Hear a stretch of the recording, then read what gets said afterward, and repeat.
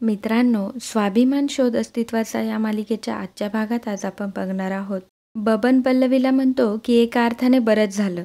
आदिती मॅमवर जो हल्ला झाला होता ना, ते समदे फोटो एका पाकिटात पाहिले मी. आणखीन एक कागद बी होता, त्याच्यावर आदिती मॅडमची सही बी होती. पल्लवी म्हणते की अच्छा, म्हणजे आदिती मॅमने सही केलेलं हक्कसोड पत्र ठेवलं त्यांनी त्या लॉकरमध्ये. अहो, तेच पत्र तर मोठ्या आईने माझ्या बॅगेतून पळवलं होतं. बबन म्हणतो की हो, मग तेच असेल ते. आणि आणखी लॉकरमध्ये ना सरकारी कागदपत्र होते, त्याच्यावर सरकारी स्टॅम्प होता आणि त्याच्यात काहीतरी इंग्रजीमध्ये लिहिलं होतं.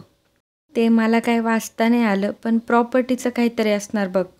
त्याच्यावर मोठ्या साहेबांचं नाव बी होतं आणि त्याच्यावर प्रभाकर साहेबांचं आणि छोट्या साहेबांच्या सह्या बी होत्या. पल्लवी म्हणते की म्हणजे मोठ्या काकांनी या दोघांच्या नावाचा हिस्सा त्यांच्या नावावर करून घेतलाय. बबन म्हणतो की हो, तेच असेल. पल्लवी म्हणते की देवा, सगळंच अवघड आहे हे. जोपर्यंत शांतनूंना दाखवत नाही तोपर्यंत ती माणसं कशी आहे हे त्यांना कळणारच नाही. ते पेपर्स, ते फोटोज लवकरात लवकर आपल्याला मिळवायला हवे. बबन म्हणतो की पल्लवीताई, मी पुण्यांदा. तेव्हा पल्लवी म्हणते की अजिबात नाही बबन दादा. माझ्यासाठी एवढं सगळं करण्याची तयारी दाखवता हेच खूप आहे माझ्यासाठी. माझी शपथ आहे तुम्हाला बबन दादा, यापुढे या प्रकरणात अजिबात पडायचं नाही आणि त्या बाबतीत माझी काही मदत पण करायची नाही. ही लढाई माझी आहे आणि आता मलाच ती लढू द्या. मित्रांनो, स्वाभिमान मालिकेचे रिव्ह्यूज आम्ही ह्या चॅनलवर टाकत असतो. जर स्वाभिमान ही मालिका तुमचीही फेवरेट असेल तर लगेचच चॅनलला सबस्क्राईब करा आणि बेल आयकॉनवरही क्लिक करा, म्हणजे आमचा व्हिडिओ तुमच्यापर्यंत सर्वप्रथम पोहोचू शकेल. आणि आजचं लाईक्सचं टार्गेट असणारे 1000 लाईक्स, त्यामुळे भरभरून लाईक्स आणि कमेंट नक्की करा. मोठे काका केबिनमध्ये बसलेले असतात. अचानक त्यांच्या लक्षात येतं की लॉकर उघडूयात आणि ते चावी शोधायला लागतात. त्यांच्या खिशात चावी नसते, तेव्हा ते म्हणतात की इथंच तर ठेवली होती मी चावी. तेव्हाच त्यांना चावी खाली पडलेली दिसते. ते उचलतात आणि म्हणतात की ही चावी इथं खाली पडलेली, मी तर तिथंच ठेवली होती. ते म्हणतात की हा बबन इथं काय करत होता, म्हणजे हा त्या पल्लवीला सामील तर झाला नसेल. ज्योती आणि गीता येतात तेव्हा त्या म्हणतात की आई, आम्ही आलो. ज्योती म्हणते की आई, काहीतरी सॉलिड खायला दे. गीता म्हणते, अगं पहिली फ्रेश तर होशील, किती आळशीपणा करतेस तू. ज्योती म्हणते की मी कॉलेजमध्ये काही कमी लेक्चर्स नाही ऐकले, आता तू मला नको पकवूस, तू जा इथून. गीता आणि ज्योती दोघीही विभावरीला आवाज देत असतात, पण विभावरी घरात नसते. चा आवाज ऐकून मेघना येते. मेघना म्हणते, ज्योती तुला भूक लागली आहे का, थांब मी तुला काहीतरी खायला आणते. ज्योती म्हणते की मी माझ्या आईला हाक मारली ना, तू आई आहेस का माझी. ती पुन्हा एकदा आई आई अशी हाक मारायला लागते आणि म्हणते की आई, कुठे आहेस तू. तिचा आवाज ऐकून मोठी आई देखील येते. मोठी आई म्हणते की ज्योती, काय चाललंय ग, कसला हा एवढा आरडाओरडा. ज्योती म्हणते की मोठी आई, भूक लागली आहे मला, कधीपासून आईला हाक मारते पण ती येतच नाहीये. मोठी आई म्हणते की बसली असेल तिच्या खोलीत रेघोट्या मारत, हल्ली हेच उद्योग चालतात ना तिचे दिवसभर. ज्योती म्हणते की नाही ग मोठी आई, ती रूममध्ये असती ना, आली असती एवढ्या टाईममध्ये. ती नाहीये रूममध्ये. मोठी आई म्हणते की गीता, तू जाऊन आलीस का खोलीत, विभावरी होती का तिथे. गीता म्हणते की आई रूममध्ये नव्हती. तेव्हा मोठी आई म्हणते की मग गेली कुठे ही विभावरी, आणि तेही असं न कोणाला सांगता. तितक्यात प्रदीप येतो. प्रदीप देखील म्हणतो की विभावरी, मला जरा चहा दे ग. मोठी आई म्हणते की या या भाऊजी, चहा हवाय का तुम्हाला. प्रदीप म्हणतो की वहिनी, तुम्ही त्रास करून घेऊ नका, विभावरी देईल आणून चहा मला. मोठी आई म्हणते की अहो, ती कशी आणून देईल, ती घरात असेल तर ना. तेव्हा प्रदीप म्हणतो की म्हणजे. तेव्हा मोठी आई म्हणते की भाऊजी, असं झालंय की. एवढ्यातच गीता विभावरीला आलेलं बघते. मोठी आई विचारते की काय ग विभावरी, कुठे गेली होतीस, आणि तेही घरात कोणाला न सांगता. अगं बोल ना. तेव्हा विभावरी म्हणते की ते एक फॅशन फेस्टिवल आहे, त्याचा फॉर्म भरायला गेले होते. एक खूप मोठे फॅशन डिझायनर आहे, ते नवीन लोकांना संधी देणार आहेत. मोठी आई म्हणते की वा, छान, म्हणजे तुलाही बाहेरचं वारं लागलं तर.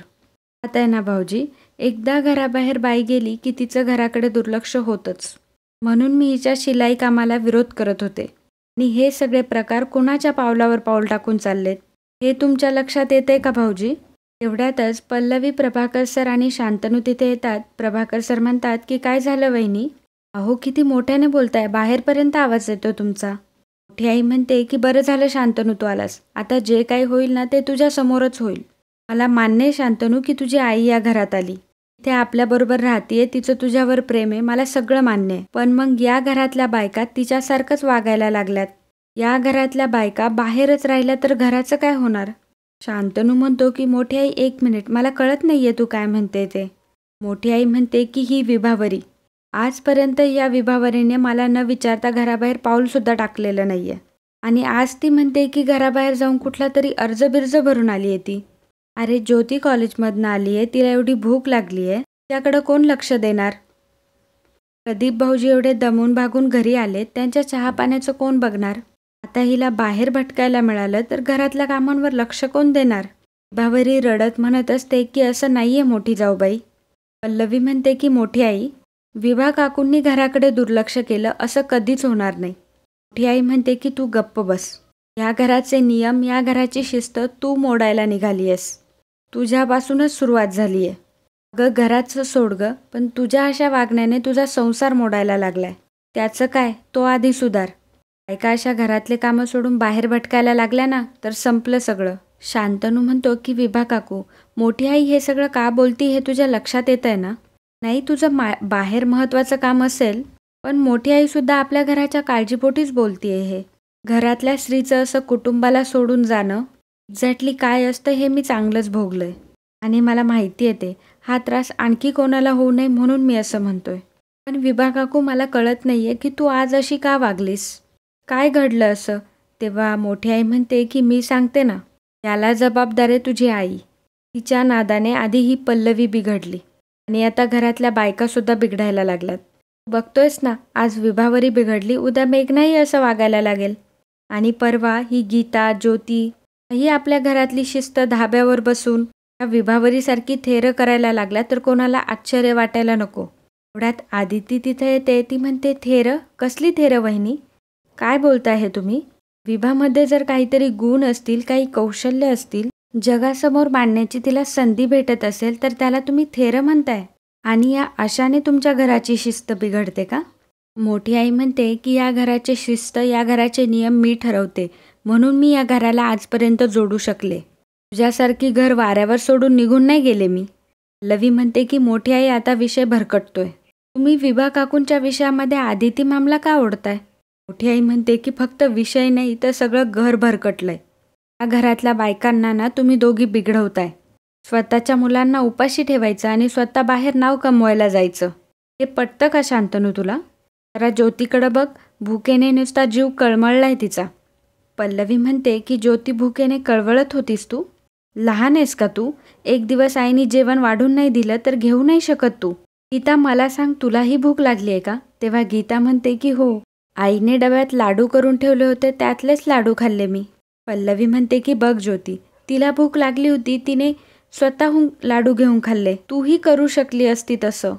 विभा काकू कितीही महत्त्वाच्या कामासाठी बाहेर गेल्या असल्या ना तरीही घराची सगळी व्यवस्था करूनच गेल्या असतील अशी खात्री आहे मला. गीता म्हणते की आईने बाकीचं खायलाही किचनमध्ये करून ठेवलंय. मोठी आई म्हणते की आणि प्रदीप भाऊजींचं काय? आता ते एवढे दमून भागून ऑफिसमधून आले, आता त्यांनी स्वतः जाऊन चहा करून घ्यायचा का? पल्लवी म्हणते की मग काय हरकत आहे? प्रदीप काका, मला सांगा, विभा काकू रोज तुमच्यासाठी सगळंच काही करत असतात ना? आजारी असताना तुम्हाला उशीर झाला तर लागेल ती मदत करतात त्या तुम्हाला, बरोबर ना? एखाद्या दिवशी त्या कामात अडकले असतील आणि तुम्ही त्यांची मदत केली किंवा स्वतःची कामं स्वतः करून घेतली तर त्यात काय हरकत आहे? मोठी आई, संसार हा एकट्याचा नसतो. नवरा आणि बायको ही संसाराची 2 चाकं असतात. दोघांनी मिळून ते नातं निभवायचं असतं, सांभाळायचं असतं. दोघंही एकमेकांचे साथीदार असतात. कोणी एक मालक, कोणी एक नोकर असं नसतं ते. मुळात आदर्श आधुनिक सुनेची वेगळीच ओळख आहे आपल्या जगात. ती म्हणजे तिच्या एका हातात तिच्या कामाच्या फाईल्स, एका हातात पेपर्स, एका हातात लॅपटॉप, कडेवर घेतलेलं तिचं बाळ आणि एका हातात घेतलेलं उलथनं. अशी ती बाई अष्टावधानी, सुपरवुमन. अरे पण हे सगळं तिनेच करावं ही अपेक्षासुद्धा चुकीची नाही आहे का? मला हे पटतच नाही आणि मला मान्यच नाही आहे. आपण तिच्यावर आपल्या अपेक्षा लादत असतो. माणुसकी कुठे? त्यापेक्षा तिचा जोडीदार तिला हातभार लावणार असेल, तिच्या सोबत उभा राहणार असेल आणि ते छोटं बाळ त्याच्या हातात असेल तर ते चित्र जास्त छान दिसतं. उलट तेव्हा ते परफेक्ट दिसेल. शांतनू, अहो घरातल्या स्त्रीने घरातच थांबावं, मुलं सांभाळावी, घर सांभाळावं, घराची चौकट सोडून बाहेर जाऊ नये हेच आदर्श तुम्हाला दाखवण्यात आलेत. आणि तेच तुम्हाला सांगण्यात आले. अहो पण ते विचार तुमचे नाही आहेत. तुम्ही प्रत्येक वेळी माणुसकीने विचार करता. दुसऱ्या कुणाच्या सांगण्यावरून तुम्ही स्वतःचे मूळ विचार बदलणार नाही अशी खात्री आहे मला. तेव्हा मोठी आई म्हणते की म्हणजे तुला नक्की म्हणायचंय काय? घरातल्या बायकांनी घरातली कामं सोडून बाहेर जावं. आपलं कुटुंब, आपला संसार वाऱ्यावर सोडवावा. पल्लवी म्हणते की अजिबात नाही. उलट हाच समज आता बदलायला हवाय मोठी आई. अहो 21व्या शतकात जगतोय आपण. आजची कर्तबगार स्त्री पंतप्रधान होते, राष्ट्रपती होते, अंतराळयानातून जाऊन येते. स्वतः रेल्वे, विमान चालवायला शिकते. लष्करात आणि पोलिसात भरती होऊन आपल्या देशाचं रक्षण करते. बॉक्सरमध्ये भारताला गोल्ड मेडल मिळवून देणारी मेरी कॉम त्या संसाराला, घराला कधी विसरली नव्हती काय? अंतराळयानात जाणाऱ्या कल्पना चावलाला तिच्या नवऱ्यानेच विमान चालवायला शिकवलं होतं. पी.टी. उषा, सानिया मिर्झा, आपल्या महिला क्रिकेट टीमची कॅप्टन हरमनप्रीत कौर अशी किती उदाहरणं देऊ तुम्हाला? अशा कित्येक महिला आहे की ज्या स्वतःचा संसार सांभाळून यशाची शिखरं गाठतात. कारण त्यांना त्यांच्या कुटुंबाकडून आणि जोडीदाराकडून भक्कम पाठिंबा आहे. म्हणूनच नवरा बायकोच्या जीवनाला सहजीवन म्हणतात मोठी आई. आयुष्यभर एकमेकांना साथ करतच पुढे जायचं असतं. मी असं नाही म्हणते की आपले प्रथा, संस्कार चुकीचे आहेत. पण काळ बदलतोय, त्या काळाप्रमाणे आपल्यालाही बदलायला हवं ना आता. आपल्या घरातल्या बाबांचं उदाहरण घ्या, किती आधुनिक विचारांचे आहेत ते.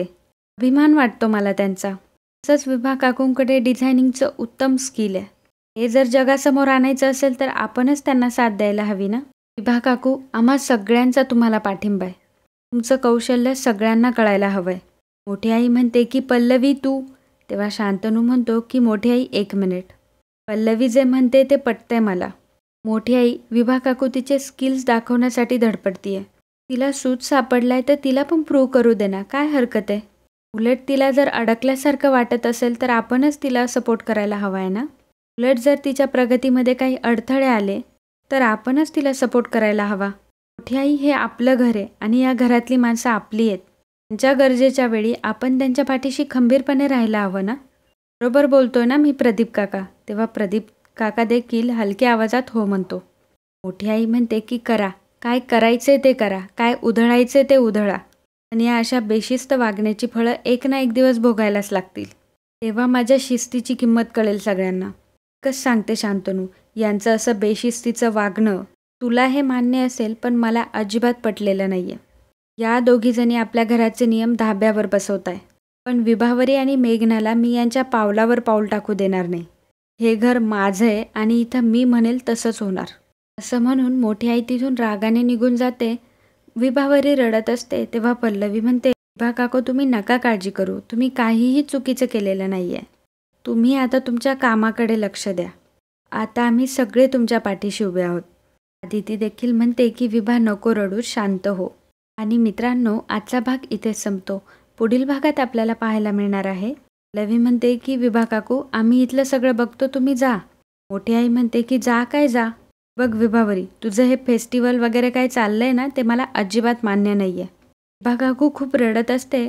तेव्हा पल्लवी म्हणते की विभा काकू रडू नका. आणि शांतनूही तिथे आलेला असतो. विभा काकू म्हणत असते की एवढंच आहे ग पल्लवी माझ्या हातात, मलाही माझी कला दाखवायची आहे. मोठ्या जाऊबाई नाही ऐकणार. तेव्हा शांतनू म्हणतो की विभा काकू मोठ्या आईशी मी बोलतो, मोठ्या आईशी मी बोलतो.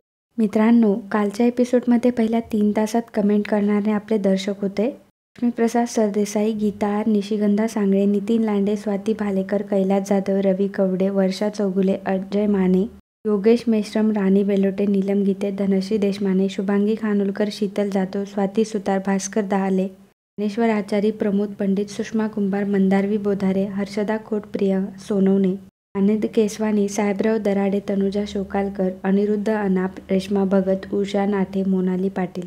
तर त्याचबरोबर आपल्या अजूनही काही दर्शकांनी खूप छान कमेंट करून प्रतिसाद दिला.